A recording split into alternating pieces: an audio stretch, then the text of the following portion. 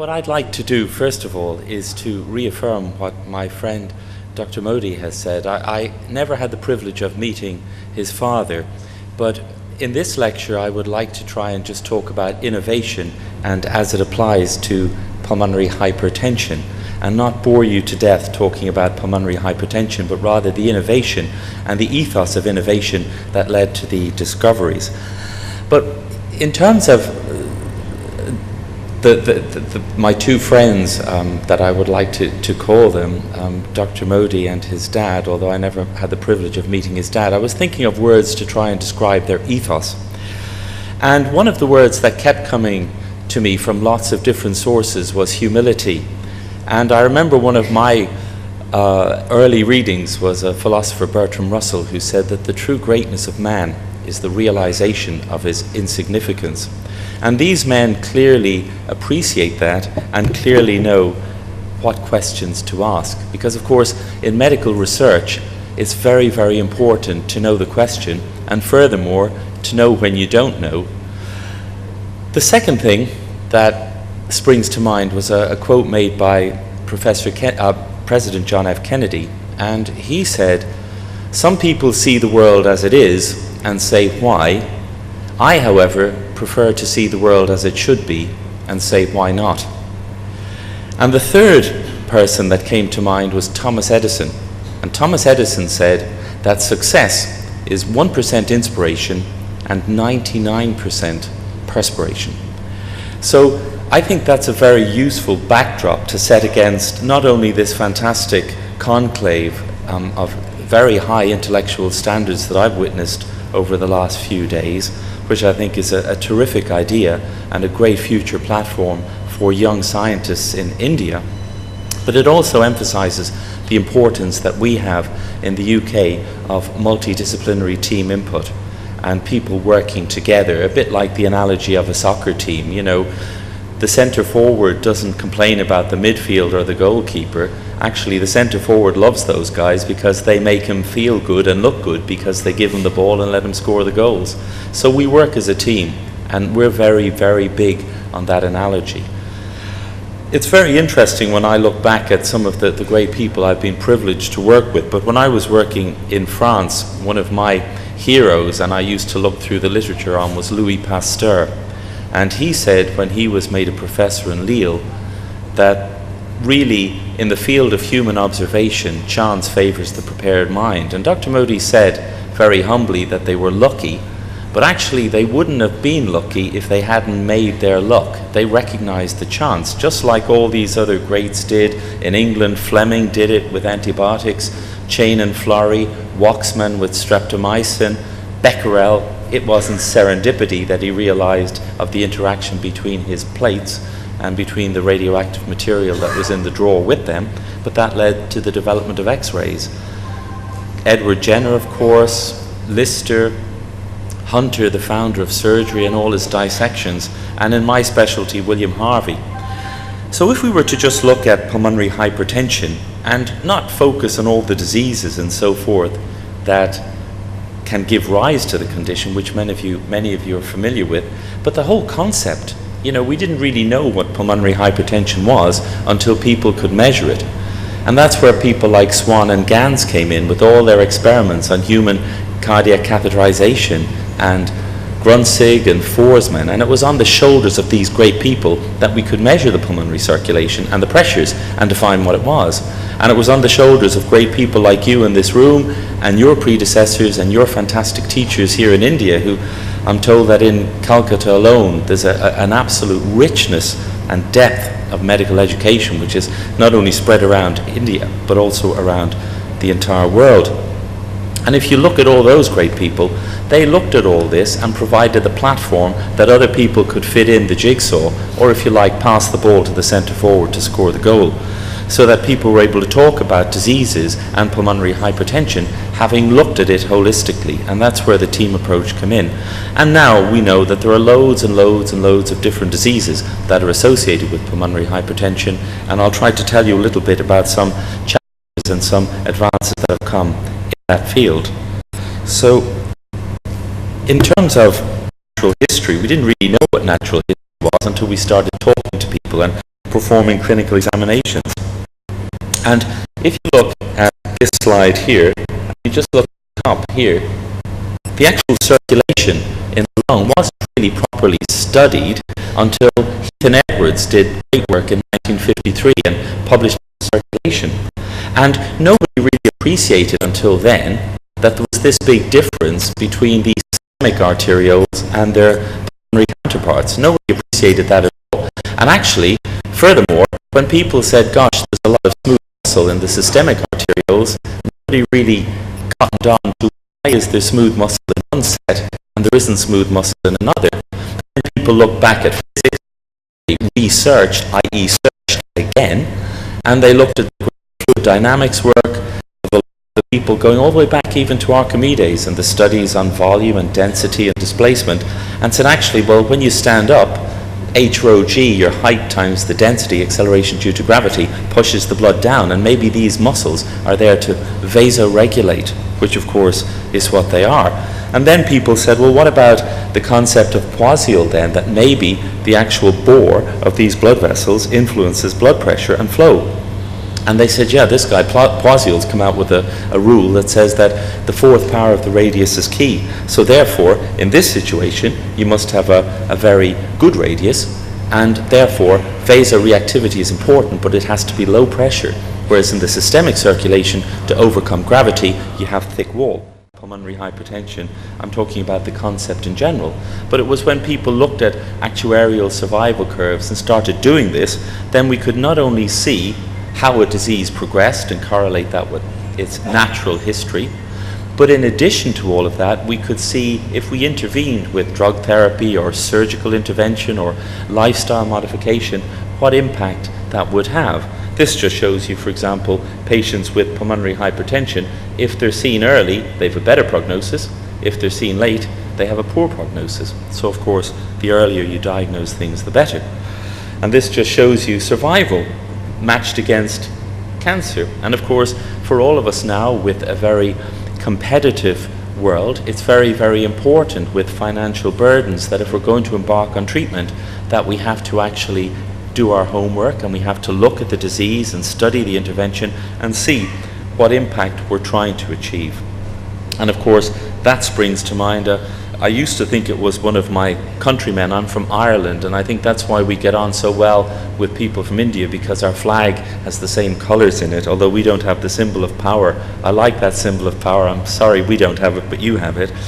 But what I'm very interested in is the whole concept of preparing. And Benjamin Franklin said that if you fail to prepare, you should prepare to fail. So it's really important for us to actually look at these things in great detail. And if you're, for example, going to look at a condition like scleroderma, to document what you're looking for. If they've got pulmonary hypertension, they do much worse. Right, proof of concept, go out, look at the data, study it, get the information, draw a graph like that, so that when you then go looking for studies or grant applications or looking to discuss possible interventions with people, you can say, well, actually, this is the problem. And actually, if you address this, you can really improve patient survival. And I'm not just talking about one particular condition, but as a general principle. It's the same principle as it happens with HIV. Same idea, that if you don't have pulmonary hypertension, you have a better prognosis. So therefore, again, in terms of looking at ways forward, firstly, why do people with HIV get pulmonary hypertension? We don't really know. We know what the histopathology is at the end, but the pathobiology we don't know. And obviously, if they do get pulmonary hypertension, they will do worse than if they don't. Fair enough. We've looked at various prognostic factors, but of course, we couldn't, in terms of cardiovascular stratification, get reproducible stuff until we got things like WHO classes, exercise testing, 6-minute walk testing, unencouraged 6-minute walk testing. So these were tools that great minds around the world developed and that we were able to use and apply to our specialty. And there are loads and loads of examples. And echocardiographic evaluation, particularly, there were three big areas in St. George's that we're proud to be associated with, but our department was very, very pioneering with echocardiography, with thoracic CT scanning, and also we had an association with Jenner and Hunter, the founder of surgery. So we have a very proud history, which we're trying to emulate. quality of life, one of the very important quality of life studies was actually developed by Professor Paul Jones at St George's Hospital, which is known as the St George's Quality of Life Care. I have to stress all these great things that I'm telling you about I had nothing to do with, so I wish I had, but unfortunately I did, and they predated me. But you know, Paul and his team were able to look at different diseases and look at normal values and find out if you have certain diseases what happens to your quality of life. And then of course quality of life then becomes a very important aspect as an endpoint, because you can then say, well, if we treat people, what impact will it have on mortality, what impact will it have on morbidity and their quality of life. So it's not just about let's improve survival, but let's improve meaningful survival, improve quality of life for these patients. And this is just an example where pulmonary hypertension fits in. It has a very significant adverse impact on quality of life, and it dovetails in nicely with the other common diseases that you see. Now, in terms of treatment options, these are very standard because, of course, for all sorts of illnesses, you want to know, first of all, is compliance going to be a problem? For all sorts of reasons, polypharmacy being one. Are you giving an injection? Is the injection sore? Is it something that has to be given too frequently? Will patients take it as prescribed? And what are the other routes open to you? The standard. In our line of work, there are some extra things, for example, cardiac surgical interventions like atrial septostomy to offload the failing right ventricle, and for selected patients, lung transplantation. But the principles in terms of innovation, and that's what's so fantastic about this type of meeting, that you get a huge number of excellent doctors from all around a country as enormous as India, and you encourage them to meet together to share views, to participate in multi-center trials, and at the same time you encourage the young people, the young doctors, by presenting them with medals to recognize their potential. Marvelous opportunity. But in terms of the treatment options, we have looked at all sorts of things, and we needed to have a model to take that forward. And initially we found, when I say we, I mean the community involved in this research, that some patients responded to calcium channel blockers, some didn't. Some patients benefited from transplantation, but transplantation, as many of you will know, opens up others, Pandora's boxes. For example, there's a donor organ limitation, and of course in addition to that there are late complications of immunosuppression and chronic rejection, which is believed to be obliterative bronchiolitis. Well, in terms of our understanding of the disease, what kind of innovations have developed in the last 20 years? I've had the privilege of writing a textbook on this that's going to be published very soon, but people have had to go back to basics to understand, well, what is the normal? I'm sure you were the same in medical school, but we were always told, look, don't go near this patient who's got pathology. Practice on yourselves first in terms of taking histories and listening to the chest, because you need to know the normal. And our philosophy is that the extraordinary people are those that know the ordinary extraordinarily well. So you don't have to know esoteric diseases, and I'm sure lots of brilliant people do, but you need to know the basics. You really need to know the basics. And when I teach in the Royal College of Surgeons, and when we're drumming in things at advanced trauma life support, cardiac advanced life support, it's constantly teach them the basics so they understand the principles. And it was Heath and Edwards, among others, that were able to tell us what the pulmonary artery looked like, the arteriole, in health and in disease. And of course that had a huge impact then, because we could not only tell who would be potential candidates for surgery, who had a condition that was unlikely to change regardless and therefore was likely to be fatal, but gave us an understanding as to how the disease evolved. And what's really fascinating about this in cardiothoracic medicine is that if you have somebody with this kind of abnormality histopathologically, there's only a small number of diseases that give rise to it, but yet they're so different. HIV, SLE, cirrhosis, idiopathic pulmonary hypertension associated with slimming pills. But very, very interestingly, in addition, pulmonary hypertension associated with congenital heart disease, atrial septal defect, patent ductus arteriosus, ventricular septal defect. So where is the link? What's the link between someone with HIV or cirrhosis and someone with the VSD, such that when they get pulmonary hypertension, that is what they get? And that's something very exciting, but still we don't know. We're drawing to a close now on this little journey, but the endothelium is a huge organ, and about 60% of the endothelial surface in the body resides in the lungs. And one of the great lessons that we're learning now is, when I was doing my master's in immunology, the whole concepts which were great was the whole business of cytokines and interleukins, and there were lots and lots of great authors in the field. But one of the really important advances came that people said, look, this isn't a static event. You know, when you look at an ECG, you don't just say, well, this is it, it's clearly this, but it's a representation of a continuum. And the same with the endothelium. And when people, instead of looking at just one factor, said, actually, what we've got here is a milieu, a soup, such that constantly these cells are producing these things in response to all sorts of stimuli on a millisecond to millisecond basis. And when something interferes with that, then this process gets altered. And it's not just, let's focus on serum tapioca or something like that, but let's go back and say, gosh, it's probably a combination. There's a bit of prostacyclin that's low or absent, too little nitric oxide, too much endothelin, too much coagulation factors, and so forth. People were able to document endothelin 1, which is one big advance in this particular field. But again, that emerged through the same research, people working together, people sharing ideas, people bouncing ideas off one another, and then researching stuff that already had been done and put it in context.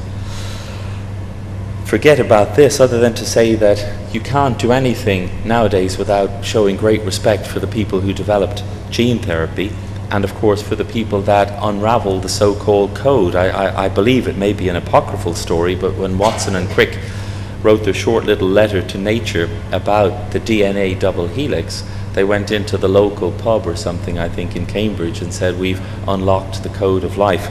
Now that may be apocryphal or it may be true, but one of my patients who's still alive was a fantastic man, Professor Ray Gosling, and Professor Gosling did the X-ray crystallography that facilitated people understanding gene sequencing. So that was a fantastic, he worked with them.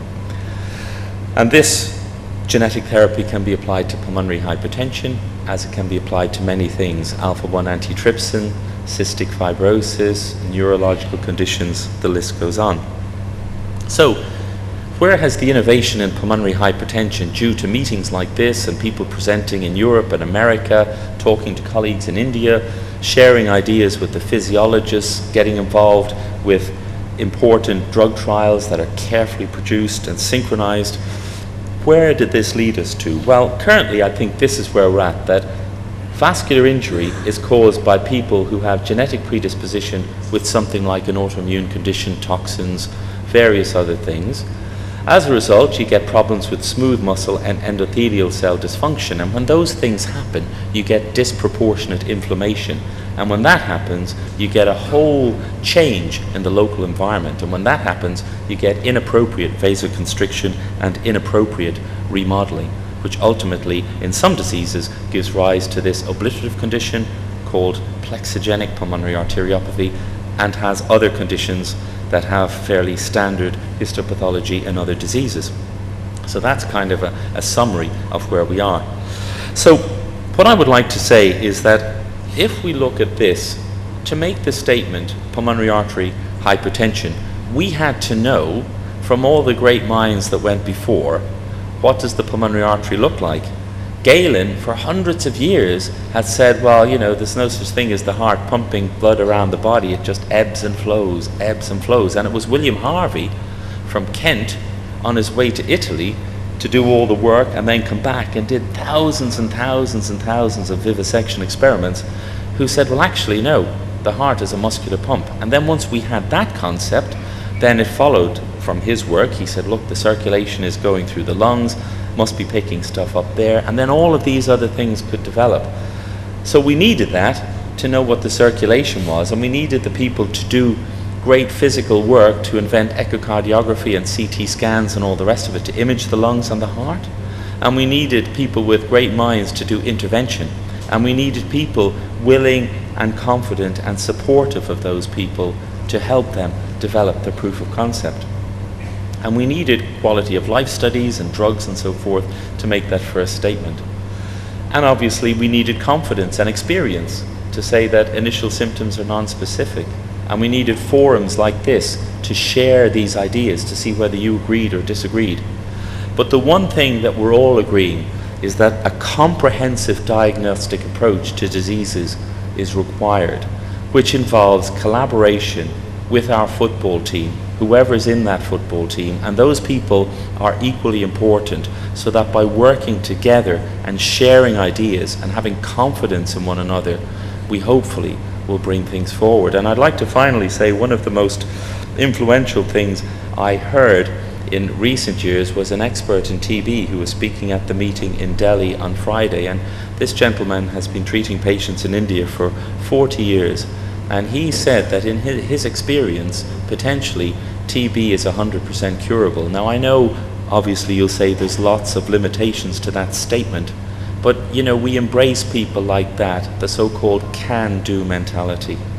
So I'd like to end by thanking you for your attention, and obviously at break time, if anyone wants to share any ideas, please let me know, but we would certainly welcome collaboration. And you know, from my point of view, it's a privilege for me to come to India, because obviously it's a wonderful place, and this is my 5th time. But putting it in context, I believe in this kind of work, and I believe in the work that's going on at this foundation, and that's why I came here on a Thursday, and we'll go back tomorrow. I'd love to stay on for another few weeks, but you know, because I think it's a great idea, and I look forward to a really bright future with this kind of work. Thank you.